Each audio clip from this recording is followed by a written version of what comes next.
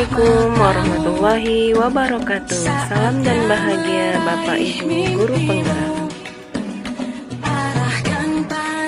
Perkenalkan, nama saya Deswala Dewi SPD dari UPT SDN 01 Tanjung Kurung Lama, calon guru penggerak angkatan 9 Kabupaten Waikana.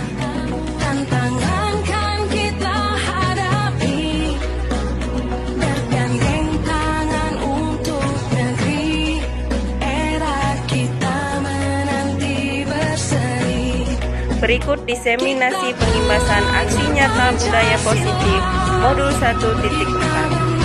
Selamat menyaksikan.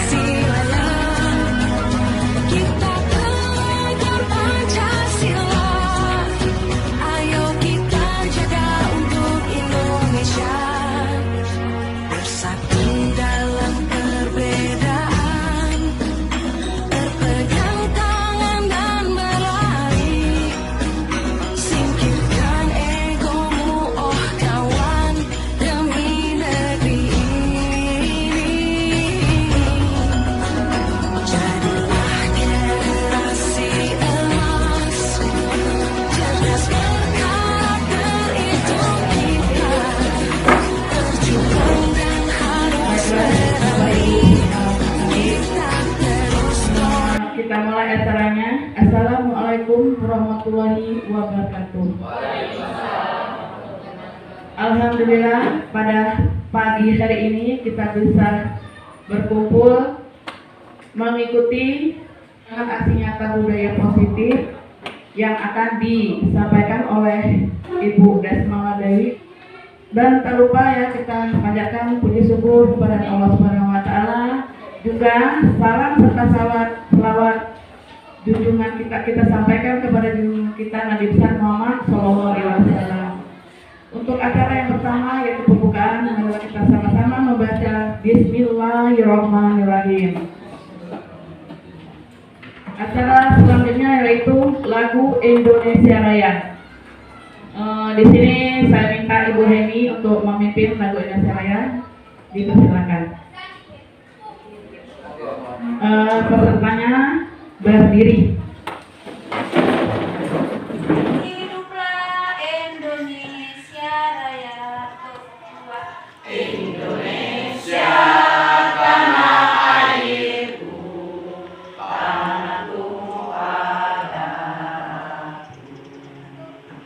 Di sanalah aku berdiri, jadi pandu Indonesia kelangsaanku, bangsa dan tanah airku. Marilah kita berseru, Indonesia bersatu. Hiduplah tanahku, hiduplah negeriku, bangsaku,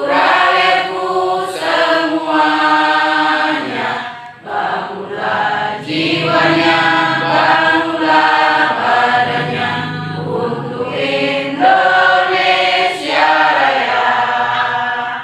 Indonesia Raya, merdeka, merdeka, tanahku, negeriku yang ku cinta. Indonesia Raya, merdeka, merdeka, hiduplah Indonesia Raya. Indonesia Raya, merdeka, merdeka, tanahku, negeriku yang ku cinta. Indonesia Raya, merdeka, merdeka, hiduplah Indonesia Raya. Dipersilakan duduk kembali.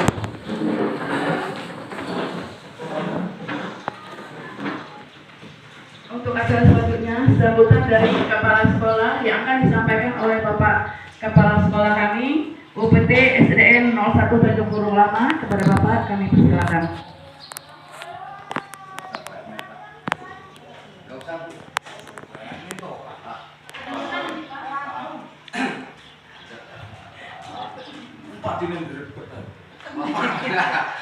Assalamualaikum warahmatullahi wabarakatuh. Assalatu wassalamu ala asrofil anbiya'i wal mursalin wa ala alihi wa sahbihi ajma'in, amma ba'du. Yang terhormat Bapak Samino selaku pengawas SD, yang terhormat Bapak Ibu Kepala Sekolah Gugus 3 di Ponorogo yang sempat hadir, Bapak Ibu guru beserta KKG dari Gugus 3 yang saya hormati. Pertama-tama marilah kita panjatkan puji syukur kehadirat Allah Subhanahu wa taala, yang mana atas limpahan rahmat dan hidayahnya sehingga kita bisa memenuhi apa yang menjadi undangan daripada kelompok KKG Gugus 3 di Ponorogo ini dalam keadaan sehat walafiat tanpa ada halangan suatu apapun. Salam dan selawat kita sanjung agungkan kepada junjungan kita Nabi besar Muhammad Sallallahu Alaihi Wasallam. Mudah-mudahan kita diakui sebagai umatnya dan mendapatkan syafaatnya di yaumul akhir. Amin ya rabbal alamin.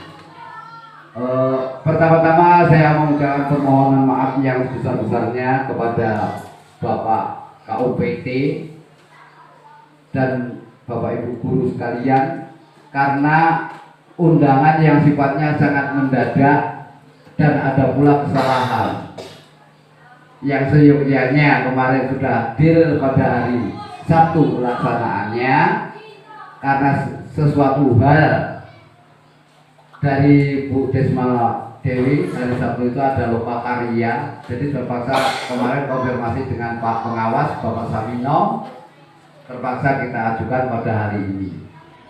Itu pun rencana sebetulnya hari Kamis ini juga rencana awalnya, cuman saya takutkan karena ada kegiatan ANBK, ternyata ANBK-nya mundur, makanya kami sepakat kemarin ya udah besok aja kata Bapak Pengawas. Jadi ya kami sekali lagi mohon maaf atas ketidaknyamanan atas undangan yang saya sampaikan melalui Bapak KUPT.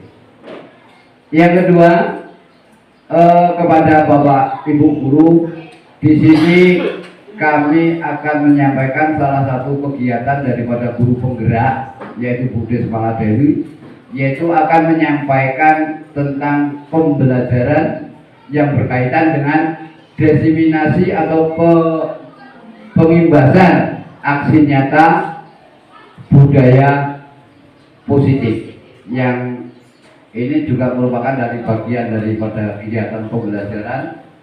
Jadi ini salah satu contoh kegiatan guru penggerak.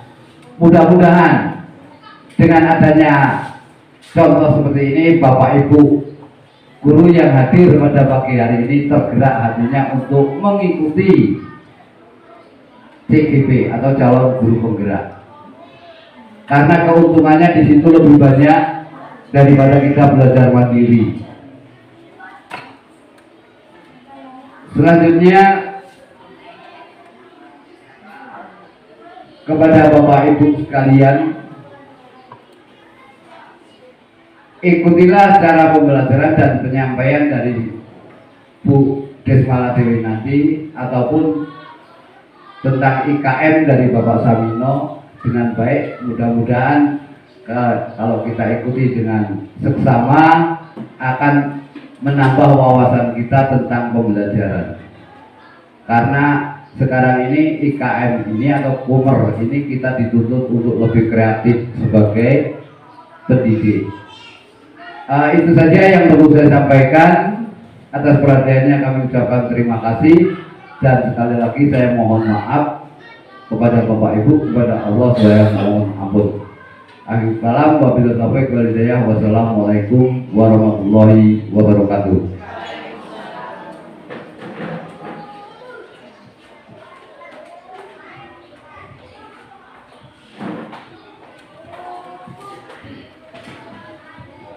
masuk ke acara inti, yaitu penyampaian diseminasi atau pengibasan aksi nyata budaya positif yang akan disampaikan oleh Ibu Desmala Dewi SPD.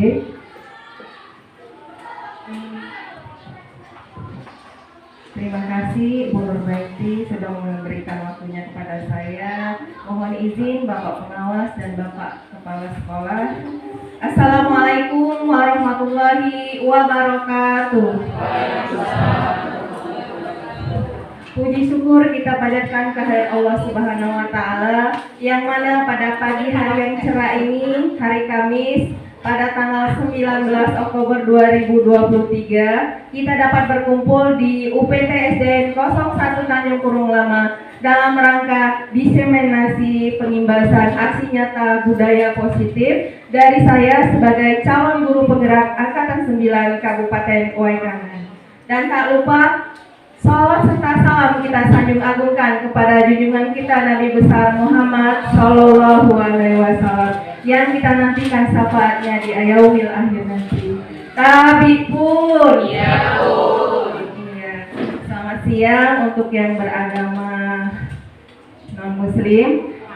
Baiklah Bapak Ibu, pada kesempatan pagi hari ini saya akan berbagi ilmu kepada Bapak Ibu sekalian dari pembelajaran yang saya dapat dari pendidikan calon guru penggerak. Nah, kebetulan kami sudah sampai di modul 1.4. Nah, di sini kami diminta untuk melakukan pengimbasan aksi nyata budaya positif.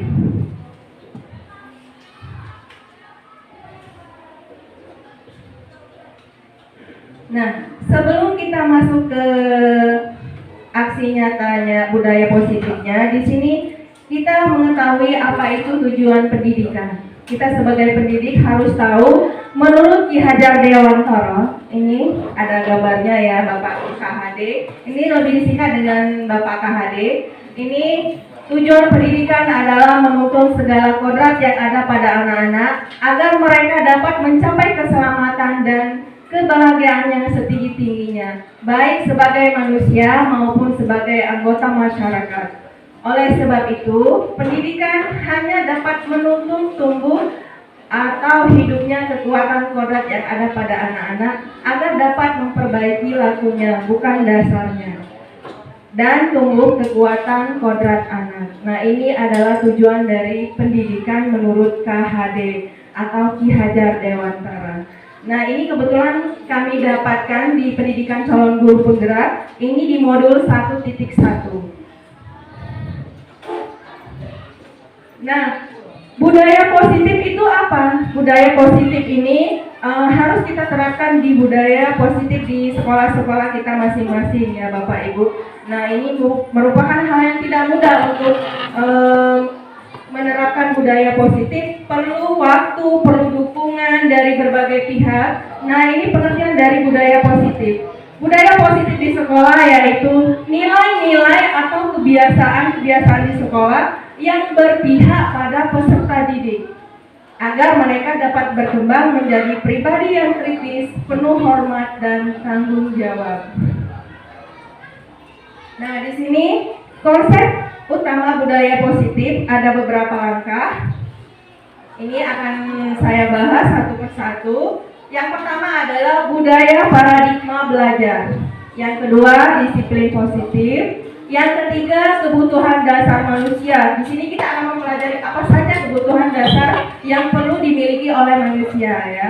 Sebagai kita sebagai pendidik maupun sebagai peserta didik. Kemudian motivasi perilaku manusia. Yang kelima ini restitusi posisi kontrol guru. Nah, di restitusi ini kita akan mempelajari kasus-kasus. Kemudian menciptakan keyakinan kelas. Kebetulan di kelas saya sudah ada keyakinan kelas, di sini sudah tercantum di dinding ini. Nah, di sini merupakan budaya positif yang harus kita terapkan di sekolah kita masing-masing. Kemudian segitiga restitusi. Nah, ini adalah kasus, bagaimana kasus yang akan kita hadapi pada masalah anak-anak menggunakan segitiga restitusi. Nah, nanti akan kita perdalam bagaimana segitiga restitusi itu diterapkan. Jadi ada tahapannya dalam satu kasus itu ya Bapak Ibu sekalian. Nah baiklah, kita lanjut. Perubahan paradigma belajar itu untuk membangun budaya positif sekolah perlu menyediakan lingkungan yang positif, aman dan nyaman agar murid-murid mampu berpikir, bertindak, dan mencipta dengan merdeka, mandiri dan bertanggung jawab. Lanjutnya, disiplin dikaitkan dengan kontrol. Dalam hal ini kontrol guru dalam menghadapi murid. Nah, di sini ada sebuah permainan untuk Bapak Ibu.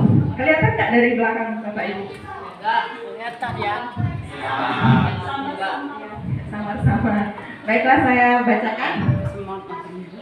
Ini tentang posisi kontrol. Kita akan memahami apa itu posisi kontrol ya Bapak Ibu. Di sini ada kepalan tangan. Anda dan teman Anda akan melakukan kegiatan ya. Anda adalah A. Tugas Anda mengepalkan salah satu tangan Anda. Kemudian coba Anda bayangkan bahwa Anda menyimpan sesuatu yang sangat berharga di tangan kalian ini. Ya, bayangkan apa yang berharga. Silakan dikepalkan tangannya masing-masing. Kemudian pikirkan apa kira-kira yang berharga di dalam ini yang tidak boleh orang melihatnya. Sudah? Kira-kira apa? Sudah. Nah, kemudian tugas rekan Anda, si B, lihatkan dengan teman sebangkunya, si B, ini mencoba segala cara untuk membengkak kepala tangan Bapak Ibu yang mengepal tadi. Dengan cara apa?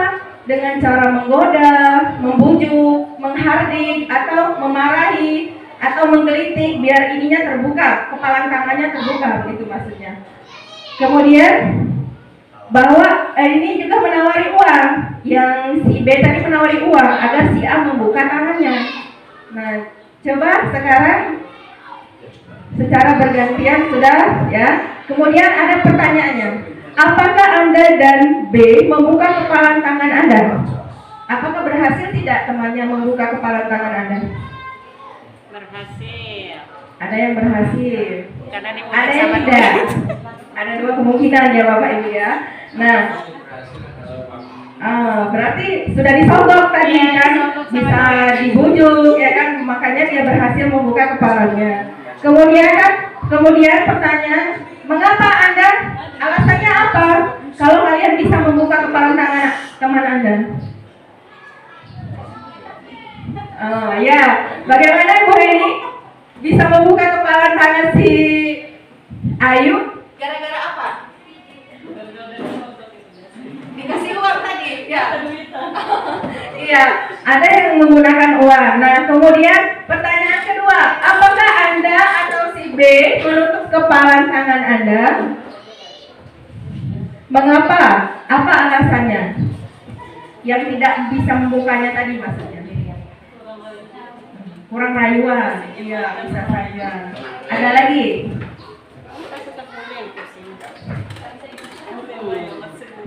Si A tidak mau membuka, iya benar.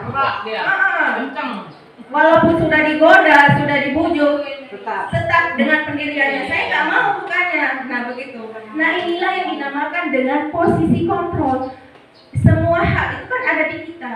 Kita yang mengatur, begitu pun dengan pendidikan. Kita bagaimana kita menjadikan anak tersebut untuk menciptakan budaya positif. Ada di kita megangnya. Kalau kita ingin menjadikan peserta didik kita lebih baik lagi, ada di kita ya kan? Nah ini yang dinamakan dengan permainan kepala tangan ini. Bisa dipahami Bapak Ibu? Ya. Kita lanjut. Nah ini ya, kita sendiri yang memegang kontrol atas kepala tangan kita. Apakah kita membuka atau menutup, ya kan? Kepala tangan kita itu tergantung pada diri kita masing-masing, sesuai dengan kebutuhan dasar yang kita miliki saat itu. Begitu. Selanjutnya, nah ini merupakan teori kontrol, ilusi kontrol dari Dr. William Glasser, perubahan paradigma belajar ya. Ilusi guru mengontrol murid. Ilusi bahwa semua penguatan positif efektif dan bermanfaat. Ilusi bahwa kritik dan membuat orang merasa bersalah dapat menguatkan karakter peserta didik. Ilusi bahwa orang dewasa memiliki hak untuk memaksa. Nah, ini adalah perubahan paradigma teori kontrol, ilusi kontrol ya Bapak Ibu.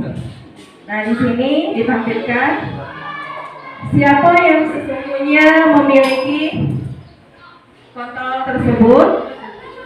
Stimulus responnya ini kita mencoba mengubah arah agar berpandangan sama dengan kita. Teori kontrolnya kita berusaha memahami pandangan orang lain tentang dunia.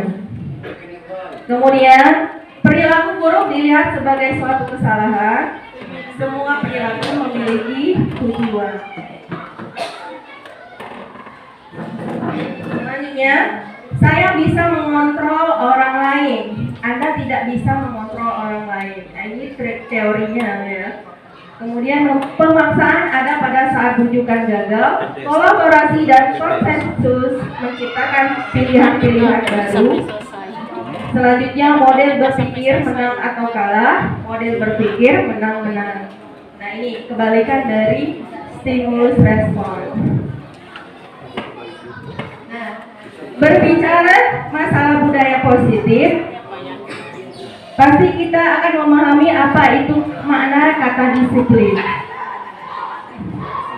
Ini disiplin ya Bapak Ibu.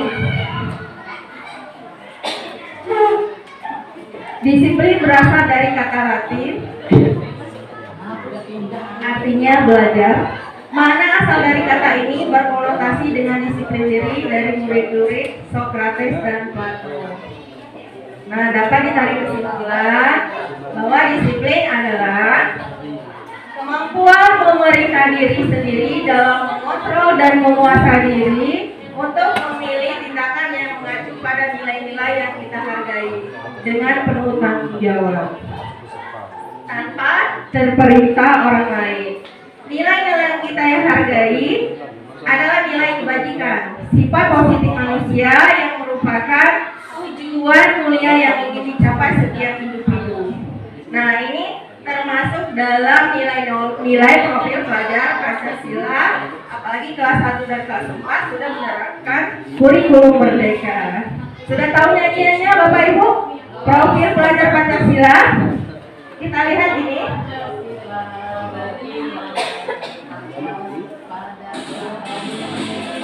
Ayo kita berdiri semua sekalian ice break. Pancasila beriman dan bertakwa pada Tuhan yang esa dan berakhlak mulia. Global gotong royong mandiri, kreasi dan bernuansa cilik. Ayo dipraktekkan Bapak Ibu. Praktek kenapa? Belajar Pancasila dengan yang esa dan mulia.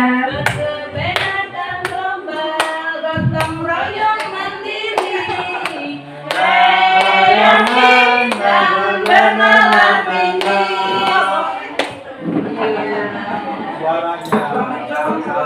Kemana kelompok Gorsuga? Belum dibagi saya. Bagi Sair. Ini nih penyanyi dangdut ya.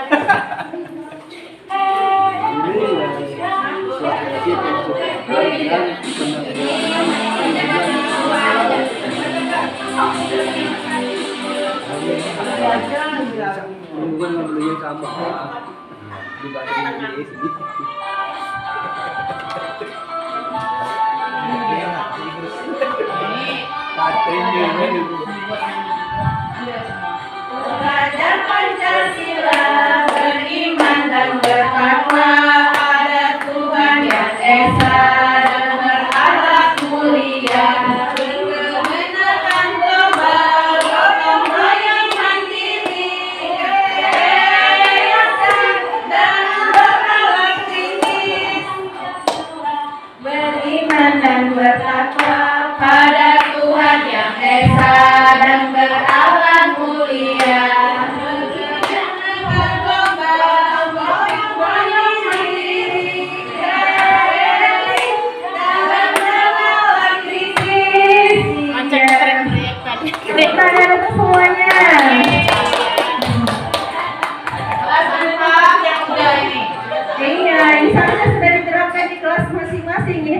budaya positif juga ya Bapak Ibu yang mengimplementasikan kurikulum merdekanya di sekolahannya masing-masing.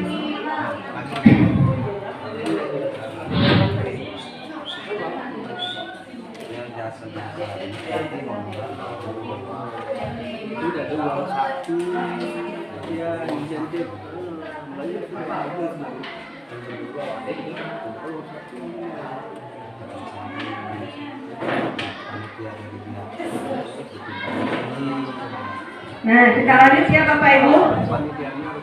Di sini ada kasus hukuman dan sanksi. Kelihatan dari belakang Bapak Ibu? Saya bacakan kasusnya. IPA kurang menguasai pelajaran matematika sehingga pada saat pelajaran tersebut berlangsung dia lebih banyak berdiam diri atau menggambar di buku pelajarannya. Pada saat guru matematikanya Pak Seno menanyakan pertanyaan, IPA menjadi gugup dan tak sengaja menjatuhkan tasnya dari kursi, serta tiba-tiba menjadi gagap pada saat berupaya menjawab. Seluruh kelas pun tertawa melihat perilaku IPA, ya, yang bicara tergagap dan terkejut tersebut. Pak Seno pada saat itu membiarkan teman-teman IPA menertawakan IPA. Ingat, Pak Seno membiarkan teman-temannya menertawakan IPA yang tergagap dan malu luar biasa. Dan malahan meminta IPA untuk maju ke depan dan berdiri di depan kelas sambil menunjuk hidungnya. Berdiri di depan kelas ya Bapak Ibu, karena tidak bisa menjawab pertanyaan Pak Seno. Kelas makin gaduh dan anak-anak pun tertawa melihat IPA di depan kelas memegang ujung hidungnya. Nah, pertanyaannya, apakah Bapak Ibu setuju tindakan Pak Seno terhadap IPA? Setuju tidak Bapak Ibu? Tidak. Alasannya bagaimana? Bisa memberikan alasannya, Bu? Apakah Anda setuju dengan tindakan Pak Sono? Tindakan dari Pak Seno, kenapa Bu? Saya tidak setuju dengan tindakan Pak Seno yang membiarkan keadaan kelas menjadi gaduh dan tidak berusaha untuk menenangkan. Iya. Terima kasih, tepuk tangan untuk Ibu Dayu. Ya. Bisa kari-kari, mohon maaf Bu. Ya. Kemudian, menurut Anda tindakan Pak Seno terhadap IPA itu hukuman atau konsekuensi? Ayo, Bapak Ibu. Kira-kira dari cerita tersebut, Pak Seno ini menerapkan hukuman apa konsekuensi? Bagaimana Ibu ini? Konsekuensi. Iya. Berarti kalau itu berupa konsekuensi, alasannya mengapa Bu? Bisa memberikan alasannya Bu? Iya. Konsekuensi. Iya, alasannya Pak Seno tadi anak di Jepang sudah malu, ya didiknya terlalu malu. Jadi kurang apa ya? Tidak bagus untuk pendidik ya Bu ya. Baiklah Bapak Ibu, dari cerita tersebut ini merupakan benar sekali jawabannya Bapak Ibu sekalian. Cerita ini adalah Pak Seno dan IPA ini menerapkan konsekuensi. Nah, untuk memahami konsekuensi dan hukuman, kita akan berlatih. Saya akan membagikan sebuah kertas untuk Bapak Ibu sekalian. Nanti akan kita tempel di depan papan tulis. Jangan lupa diberi nama ya Bapak Ibu ya. Nah, itu dijawab. Ini sesuai nomor urutannya, nomor 1, 2. Itu hukuman apa konsekuensi?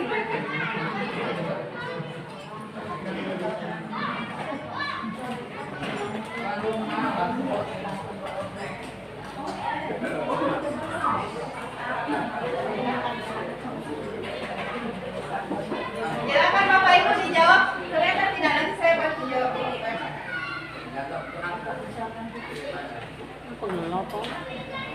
Nama dahulu, nama singkat aja. Baik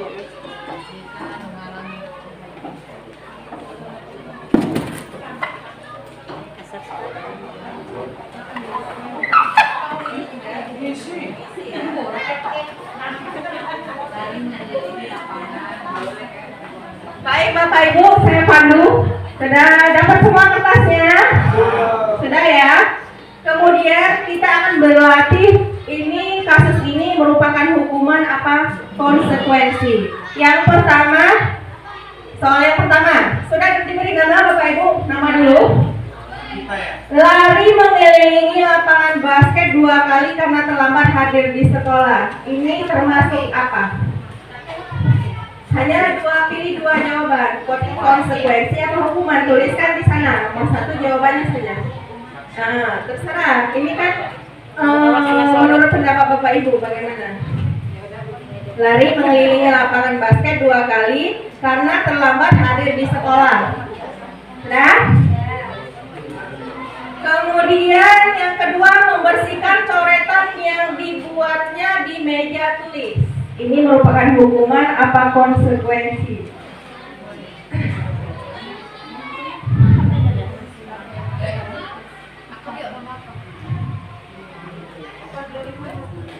Yang nomor 2, membersihkan coretan yang dibuatnya di meja tulis.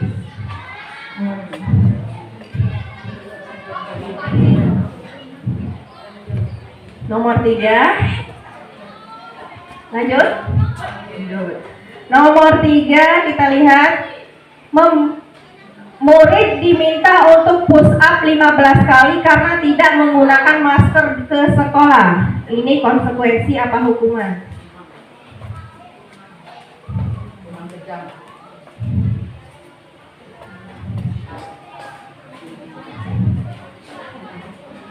Sudah?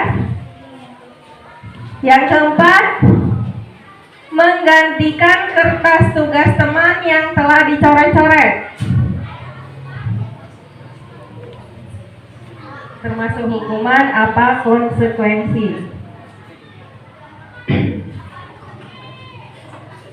Selanjutnya, berjemur di lapangan basket pukul 12 siang karena mengobrol dengan temannya.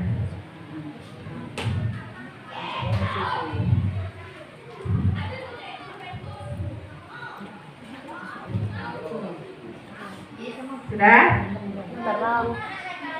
Bapak Ibu hanya menjawab hukuman atau konsekuensi, salah satu ya Bapak Ibu ya.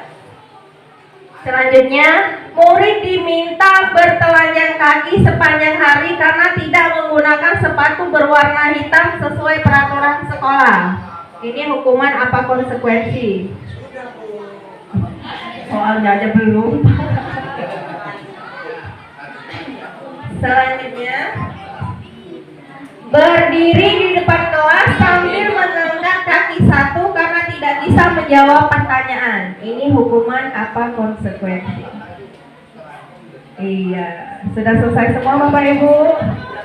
Kalau sudah selesai, silakan ditempel di depan. Ini ada lemnya. Secara bergantian ya Bapak Ibu ya. Bergantian.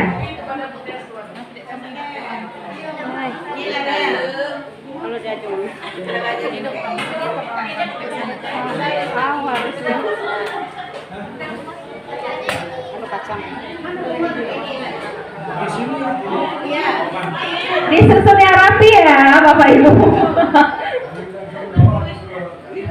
Silakan jawaban Bapak Ibu sekalian ditempelkan di papan tulis tuh pakai lem itu ya.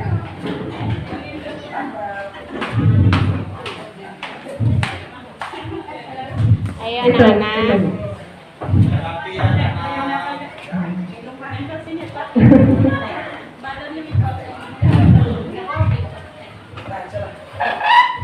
Silakan ditempel Bapak Ibu. Jangan rebutan ya. Bergantian ya.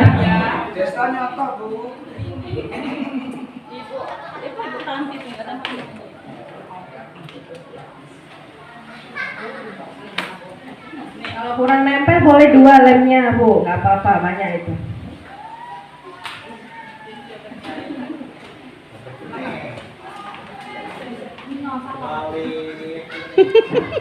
Mau mana Des? Apel-apel.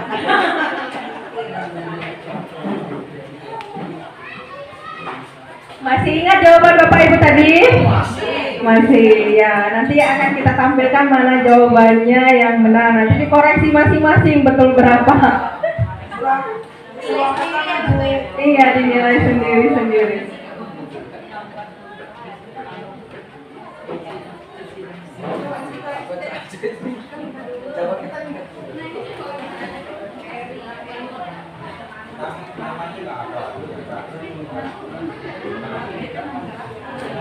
Tidak apa-apa, sudah terlanjur.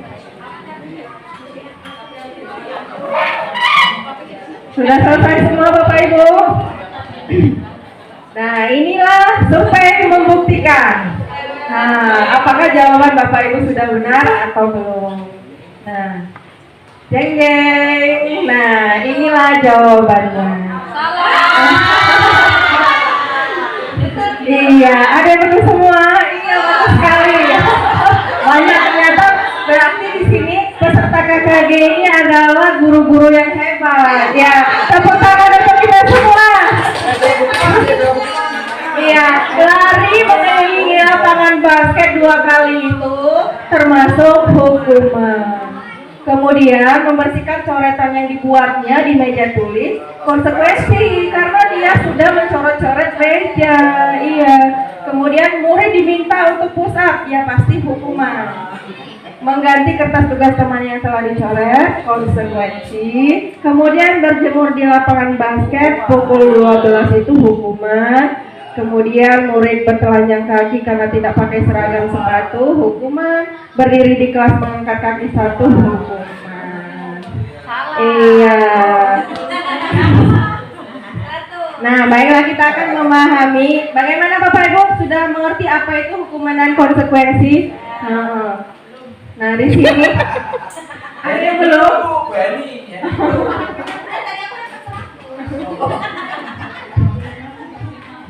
Berarti sudah hebat-hebat semua ya Bapak Ibu. Ada pertanyaan sampai di sini? Boleh? Cukup? Cukup, kita lanjut ya. Kemudian kita masuk di paradigma perubahan itu. Yang kelima adalah restitusi posisi kontrol guru.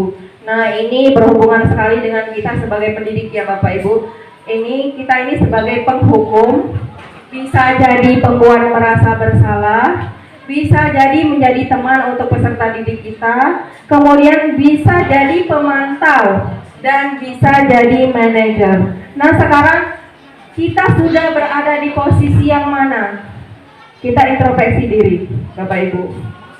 Kita sudah jadi posisi yang penghukum, apa pembuat merasa bersalah, apa menjadi teman untuk peserta didik kita, apa sebagai pemantau saja, melihat saja begitu, kemudian apa kita sebagai manajer. Nah, di sini kita akan memahami makna dari posisi kontrol tadi. Yang pertama, pertanyaannya begini, pernyataannya, saya kecewa sekali dengan kamu. Nah, ini adalah membuat orang merasa bersalah. Kemudian, kalau kita mengatakan kepada anak didik kita, kamu tidak pernah melakukannya, berarti kita sebagai penghukum. Kalau kita memberikan kalimat ini, ayolah lakukan demi ibu bapak. Kan banyak sekali ya kasusnya peserta didik kita melanggar aturan. Kadang kita kecewa, mengatakan kecewa. Nah, secara tidak langsung kita mengatakan kita di posisi membuat merasa bersalah, Bu, Bapak Ibu sekalian.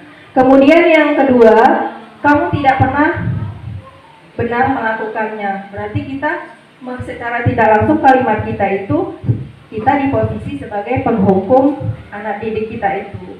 Kemudian, ayolah lakukan demi ibu bapak.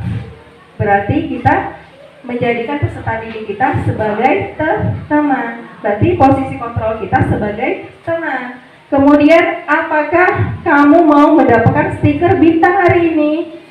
Berarti kita sebagai pemantau.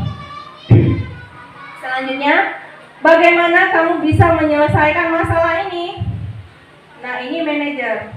manajer ini kita memberikan keluasan kepada anak atau peserta didik kita untuk menyelesaikan masalah-masalah yang mereka hadapi.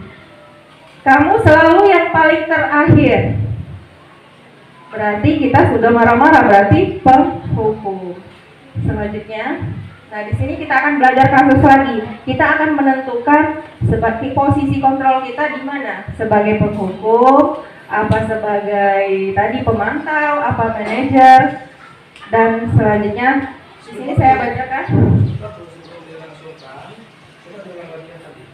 posisi kontrol. Nah, itu sebetulnya ini pertama saya yang agak jelas ini, Ibu mungkin ada yang jelas ya. Ini apakah kamu mau mendapatkan stiker bintang hari ini? Itu pemantau ya. Nah, yang tidak bisa saya mengerti, kata-kata apakah kamu mau mendapatkan stiker bintang hari ini? Tiba-tiba pemantau ya. Itu bisa menerangkan permasalahannya gitu. Terima kasih. Baik, terima kasih kepada Bapak yang sudah bertanya. Baiklah, saya akan mencoba menjawab pertanyaan dari Bapak ya. Pertanyaannya bagaimana? Apakah kamu mau mendapatkan stiker bintang hari ini? Di sini yang kita garis bawahi adalah stiker bintang ya Pak ya. Mengapa di sini dikatakan pemantau? Nah, kita sebagai peserta didik, stiker bintang itu secara otomatis adalah reward yang akan kita berikan kepada anak-anak peserta didik kita apabila mereka bisa mengerjakan sesuatu yang dengan cepat atau dengan benar, yang pasti lebih dari teman-temannya kan ya Bapak. Kemudian, nah di posisi pemantau ini, stiker bintang ini secara tidak langsung peserta pendidik melihat bahwa peserta didik itu mengerjakan hal yang peserta didik kasihkan dengan peserta didik itu. Jadi stiker bintang itu reward dari guru tersebut. Jadi setelah memantau pekerjaan peserta didik, pendidik secara tidak langsung, oh ternyata setelah dipantau anak itu yang lebih bagus, berarti ini akan saya berikan dengan anak tersebut. Begitu Pak, posisinya seperti itu. Karena saya bingung itu kata-katanya sih ya. Jadi apakah kamu mau mendapatkan stiker bintang? Itu kan secara ininya kan belum terdeteksi, belum dikoreksi gitu.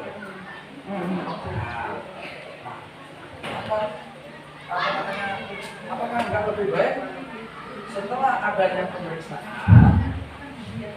ini yang dapat apa itu namanya reward bintang hari ini adalah 3 orang atau 4 orang kayak gitu. Oh, berarti lebih ke pertanyaannya ya Pak ya? Iya. Pertanyaannya. Oh iya. Ya baiklah, ini mungkin jadi koreksi tersendiri. Itu kayaknya kalaupun dimasukkan itu namanya jelas. Pertanyaannya adalah apakah kamu mau mendapatkan stiker bintang hari ini? Iya. Berarti ini bisa ke pemantau atau manajer gitu ya Pak ya? Ya, kita ambil jalan tengahnya saja, bisa ke pemantau dan bisa juga manajer. Begitu. Cukup Pak. Terima kasih. Kemudian di sini ada sebuah kasus, kita akan menyelesaikan kasus lagi ya Bapak Ibu. Anto dan Dino sedang bermain bersama di lapangan basket dan tiba-tiba terlibat dalam sebuah pertengkaran adu mulut. Dino pun menjadi emosi dan mengadakan kontak fisik, menarik kemeja Anto dengan kasar sampai 3 kancingnya lepas. Pada saat itu, guru piket langsung melerai mereka dan membawa mereka ke ruang kepala sekolah. Ibu Suti sebagai kepala sekolah berupaya menenangkan keduanya, terutama Dino. Dino, sepertinya kamu saat ini sedang marah sekali. Mendengar itu, Dino pun mengalir bercerita tentang kekesalan hatinya. Ibu Siti pun melanjutkan bahwa membuat kesalahan adalah hal yang manusiawi dan bahwa mempertahankan diri adalah hal yang penting. Namun meminta Dino memikirkan cara lain yang efektif. Mereka ini Dino, karena saat ini Dino berada di ruang kepala sekolah. Nah, panjang ceritanya ya Bapak Ibu ya. Ibu Siti melanjutkan bertanya tentang keyakinan sekolah yang disepakati, serta apakah Dino bersedia memperbaiki kesalahan yang telah dilakukan terhadap Anto. Dino pun akhirnya berlahan mengangguk. Kemudian Ibu Suti balik bertanya kepada Anto, hal apa yang bisa dilakukan Dino untuk memperbaiki masalah. Anto menjawab, saya perlu kancing saya diperbaiki Bu. Ibu saya akan sangat marah kalau melihat kancing baju saya sampai copot 3 kancing begini. Ibu Suti pun kembali bertanya ke Dino, apakah yang akan dia lakukan untuk mengganti 3 kancing Anto yang terlepas. Dino berpikir sejenak, namun menjawab, wah tidak tahu Bu, saya lem kembali mungkin ya Bu. Ibu Suti berpikir sebentar dan menanggapi, kalau dilem akan mudah terlepas kembali Dino, bagaimana kalau kamu menjahitkan saja, bersediakah kamu?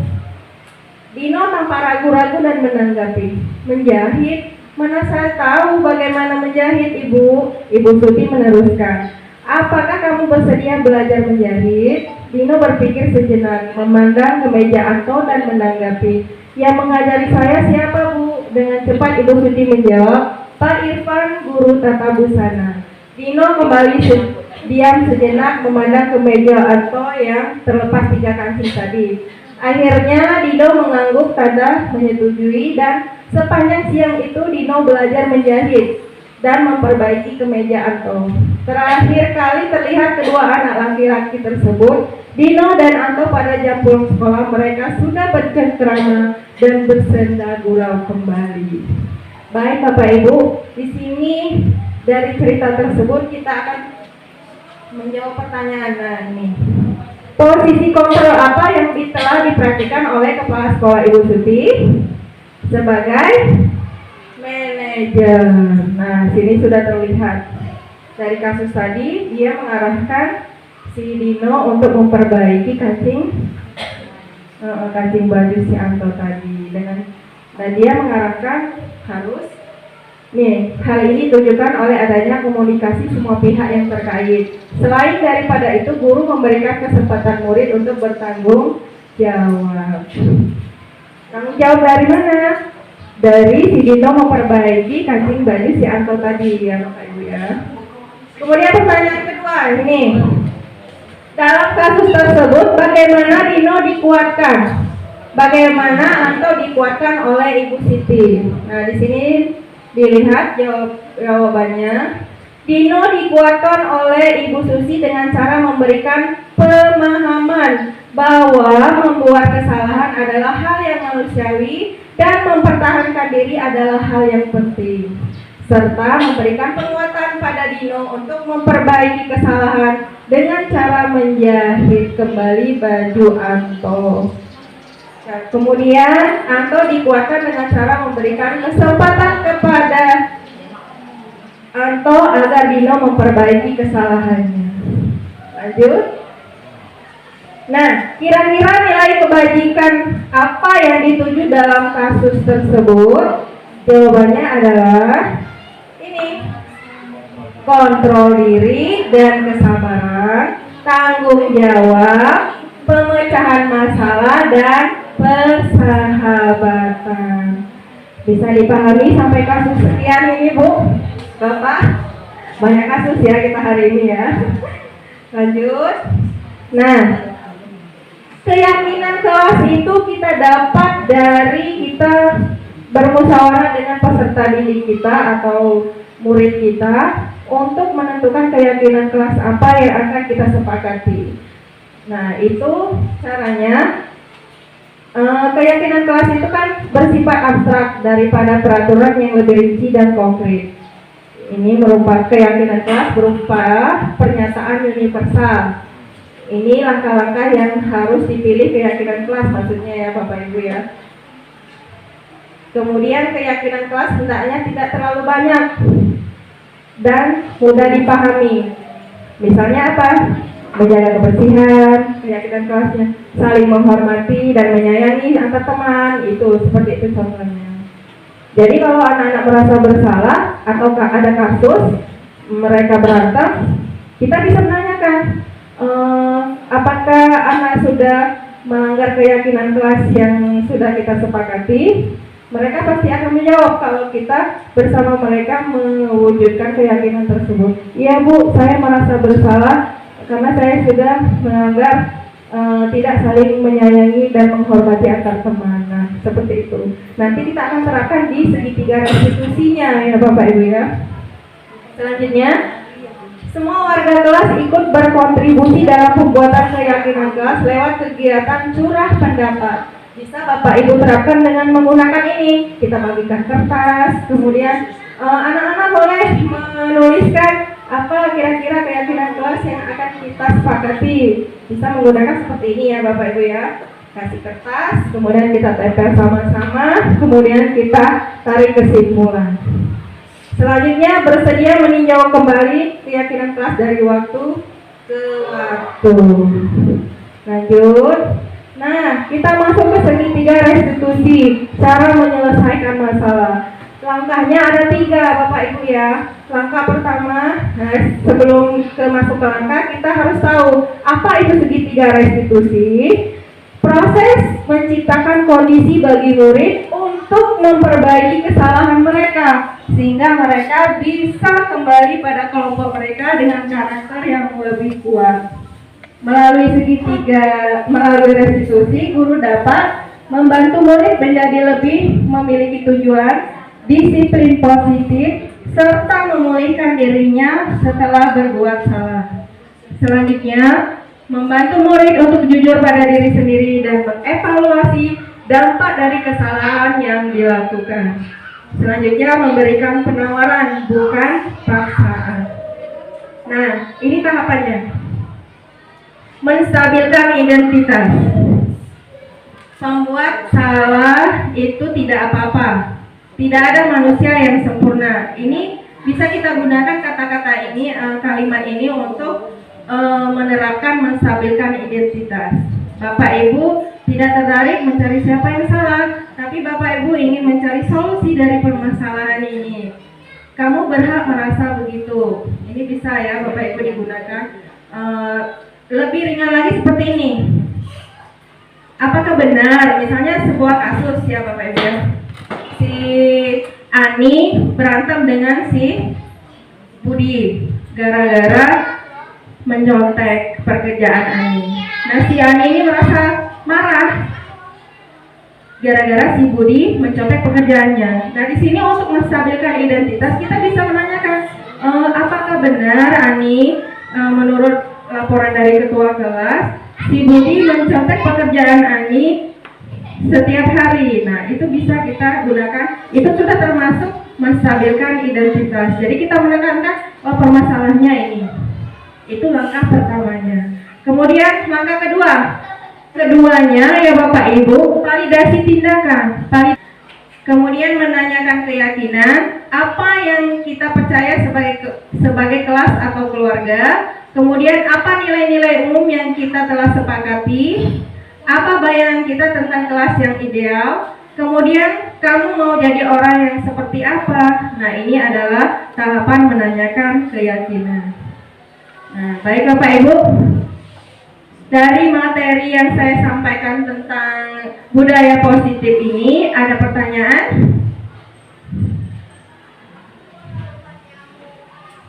Cukup?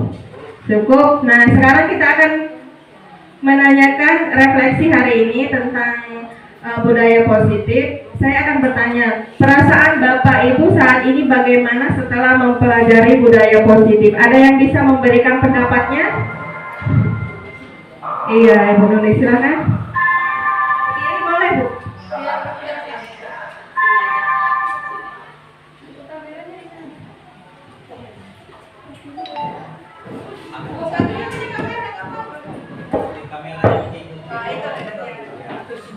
Bisa berjalan.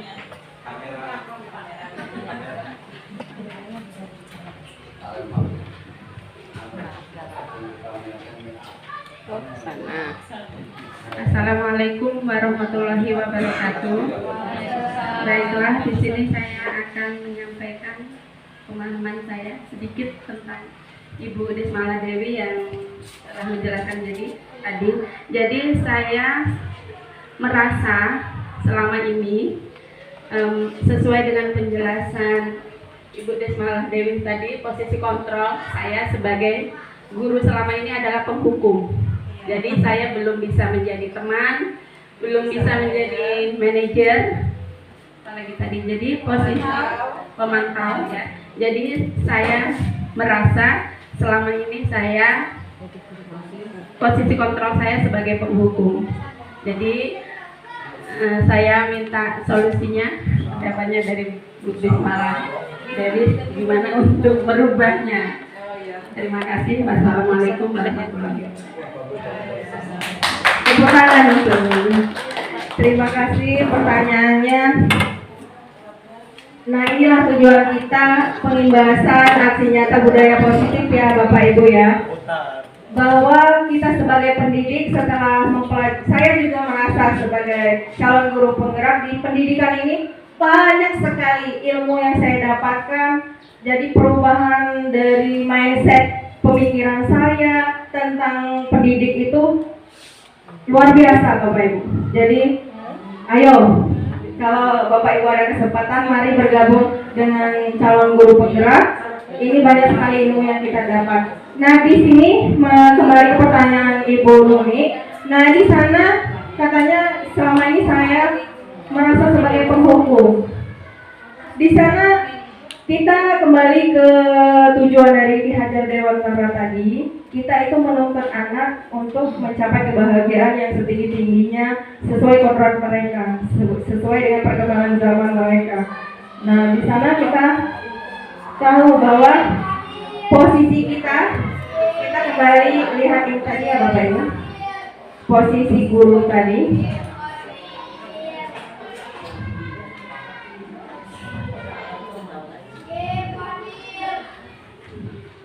Inilah tujuan dari penyimbasan ini. Kita dituntut untuk memilih posisi kontrol guru yang sesuai untuk peserta didik sesuai dengan perkembangan zaman tadi Bu. Jadi ayo mari sama-sama. Memang tidak bisa secara instan kita merubah posisi kita, tapi perlu waktu, perlu dukungan. Jadi solusinya ya Bu ya, mari sama-sama kita membenahi diri, begitu. Memang tidak bisa secara instan, tapi perlu waktu dan perlu dukungan dari berbagai pihak, baik kepala sekolah, lingkungan sekolah, maupun teman sejawat kita. Begitu, solusinya adalah mari kita berusaha membenahi diri agar posisi kita berubah ke manajer. Iya, mungkin itu cukup Bu. Iya. Baik, tepuk tangan untuk kita semua Bapak Ibu. Ada lagi pertanyaan? Cukup ya Bapak Ibu ya?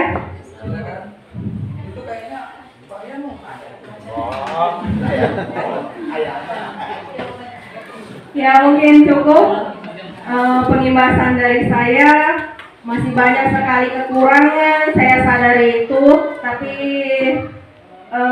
tugas saya untuk menyampaikan apa yang saya dapat, ilmu yang saya dapat sudah tertunaikan sudah ya Bapak Ibu sekalian. Semoga membawa manfaat bagi saya maupun untuk Bapak Ibu sekalian untuk membawa perubahan yang lebih baik lagi dunia pendidikan di Indonesia ini. Ya, saya akhiri. Wabillahi taufiq wal hidayah. Wassalamualaikum warahmatullahi wabarakatuh.